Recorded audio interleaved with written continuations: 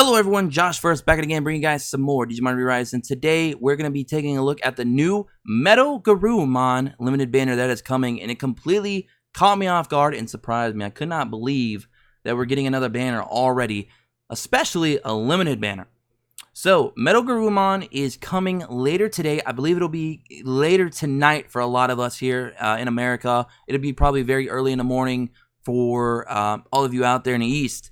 So, be ready for that. We got his skills and stuff like that we're going to talk about real quick. Now, cool little story. This was my first Mega that I ever had on the JP's version of the game because it was the Mega that we started with. I've talked about this before, but Metalgarurumon was the JP's first Mega, and we got Wargarurumon here. I'm sorry, we got Wargreymon. Yeah, Wargarurumon. We're making up Digimon now.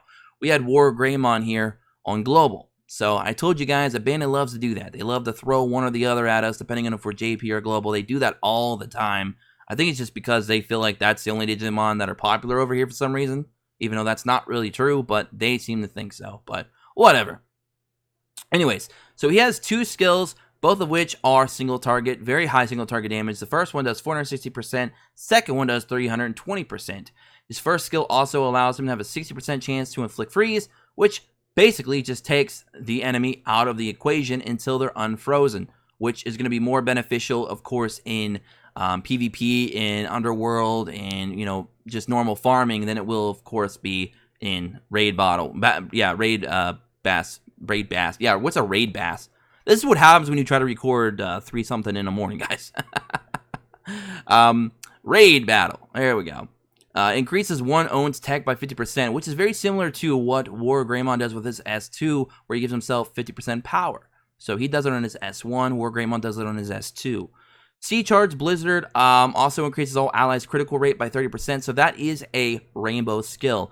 And what I mean by rainbow skill, that means that it does not need to be restricted by attack type, either tech or power or personality, which of course would be like, you know, your blue, greens, red, yellow, etc., etc. So it's a rainbow skill. It can work with everyone, and that makes them very versatile. You can plug them into any team because of that. Passive skill is also a rainbow skill, Nullify Paralysis, targeting all allies, which is very good for 3 turns. His personality, of course, is Calm, so he is a blue Digimon, attribute Water, so you will need the water codes.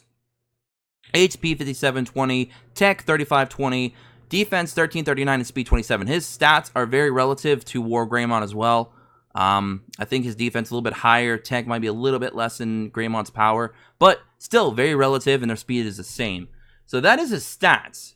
So he's a very good single target nuker. He has a freeze. He also has a crit rate up for everyone, and he even has a Nullify Paralysis for everyone as well for this passive. So he's a very good unit. You could use him in Underworld stages that have paralysis. He's going to be really strong in a full-on mono tech team in PvP because tech teams really lack that single target bruiser. They have a lot of AoE, such as Noble Pumpkinmon.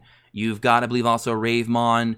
There's Sakugimon, Minervamon, all AoEs that are very good in their own right, but you really need that big single target bruiser. Now techs have that single target bruiser in Metalgarurumon. But Metalgarurumon's not only limited to a tech team, and I'm going to actually show you quickly what I'm talking about. I'm going to use my current team as an example. So, we have Aerovedramon, we have Wargreymon, we have Hyandramon, and we have Lilimon, all power types. Of course, one of them is a def because some purples can go either way. They can be tech or power, which we talked about in our debuff video. So, you know, a lot of purples are pretty cool in that, right? That they can, you know, you can plug them into different types of team comps because of the fact that they can go either way. And then, of course, we have our Sakugimon, which is very good. She's good for PvP. Don't get me wrong. But for clash battles, raid battles, whatever you want to call them, she's not very good at all. Because she's a AoE damage dealer, not a single target damage dealer, which is what you really want when you're doing clash battles. So I could easily just take her out and put Metalgarurumon in there, and boom, my team is set. Even though he's not going to gain any attack power-up bonuses from my Lilimon because he's a tech type, it's not going to matter because guess what he's doing? You know how he's making up for that? He's giving my entire team 30% crit, which is great. And he's giving my team a very strong single target S1 and S2, which is much more superior than my AoE, or even any other ultimate that I could pull out of my ass right now. because ReArise has that role set in himself, and he's just a power type. So I still don't have a tech type that can do what ReArise can do. So Metalgarurumon is going to come in and fill that void that techs don't have. Now, I'm not going to bullshit you. These Digimon, a lot of them, will be power crept in the future. I already know what a lot of the Digimon are that are coming in the future on JP's side of things. But here is the big thing to consider. These Digimon could come in any random order. We don't know when they're coming. We didn't even expect this banner to drop today. And it's a limited banner, so if you don't try and go for him now, who knows when he's going to come back? It might be a few months from now. So if you really want to get a Metalgarurumon, you're going to have to really step it up and try to get him now, because when his banner goes away, they already said the next banner or two is not going to have him in it. And they'll make an announcement later down in the future when he will make a return, which could be a while. So you're kind of they're kind of pinning you in that way. They're putting you between a rock and a hard place in that regard, especially if you're free to play and you're low on rubies. So that is unfortunate in that. But is he worth pulling for if you have the rubies? Yes. The simple answer is yes. We've already talked about all the good things that he can do. You could plug him into a power-heavy team for the reason I just mentioned. You could plug him into a tech team for the reasons I already mentioned. He's just going to be good. He's got a really strong single-target attacks. It's going to be good in PvP. It's going to be good in Underworld. It's going to be good in everything. Every mode of it, imaginable. And that crit rate up 30% for everyone is great. Boltmon has a critical rate of 20% for everyone on his passive, but it's only 20%. And Boltmon is also another good single target, but he's not filling that void for tag teams. And I know a lot of people are trying to run tag teams because of Noble Pumpkinmon being a free character. So, boom! Now you can, throw in a Wisemon for that 60%, or a ReArise, the other one, for 60% for tag teams, with your Sakuyamon, your Minervas, your Raves, and your newly acquired Metalgarurumon. And you're going to have a really stacked mono tech team. And you can even throw Hyandro in there just for the defense up, just to be tanky.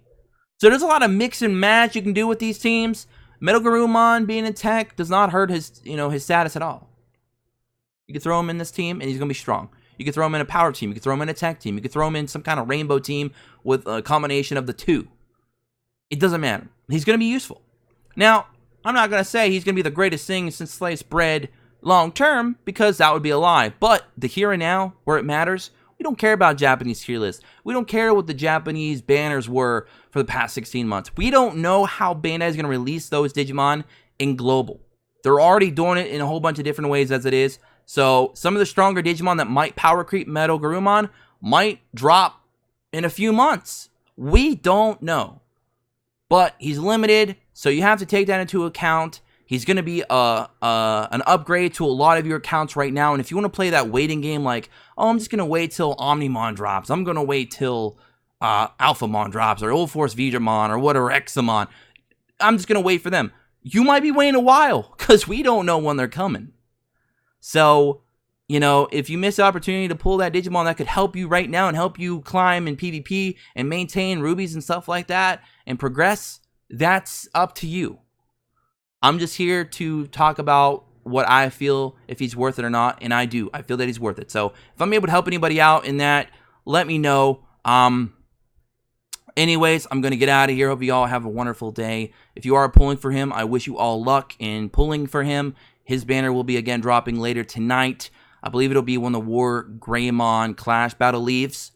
So we'll probably be having Metalgarurumon's Clash Battle. And Metalgarurumon's Clash Battle is basically the same as WarGreymon's, except that he'll freeze you instead of stun you.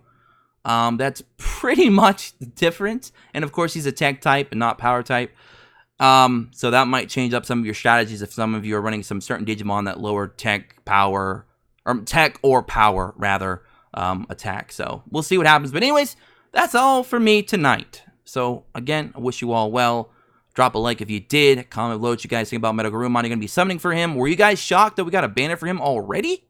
Like, that's pretty crazy.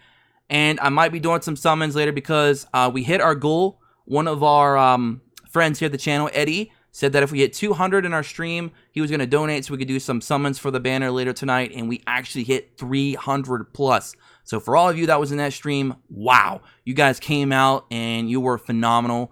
And I appreciate you all so much for that. We got a lot of new subscribers here on the channel, and I hope you all enjoy your stay. And don't forget to subscribe, join us in the Discord. Make sure you tick all notifications so you don't miss a thing. Until next time, peace.